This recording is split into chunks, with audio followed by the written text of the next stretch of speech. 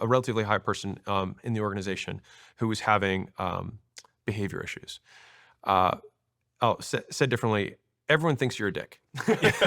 And so he ended up making his rounds of the executive team and having a sit down with all of them because he was really proficient at the skill. He was a high performer, like good at what he does. Just no one liked him.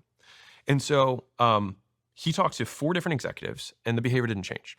And so he finally came to my office and he was like a little bit worried and he was like, am I going to get fired? And I was like, no, HR will fire you if you're going to get fired. You're not going to meet with me. Like, what are we talking about?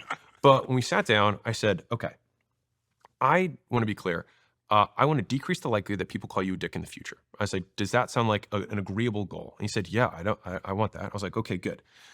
I also don't care if you are a dick. I just care that everyone else thinks you are. And so I just want to minimize the likelihood that I get drawn into this ever again.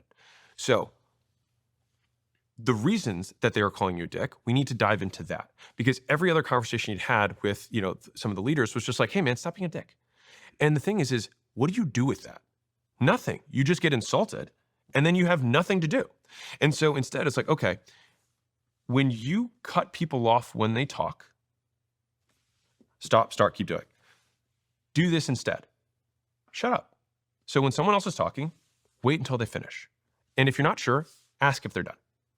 He's like, okay. When you give unsolicited advice on how they should run their department, don't. Or ask if they want it. If they say no, don't say anything.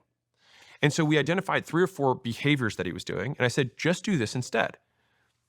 And literally the next week, we were like, what happened to him? He's like a new man. And the thing is that he wasn't a dick. He just didn't know how to behave.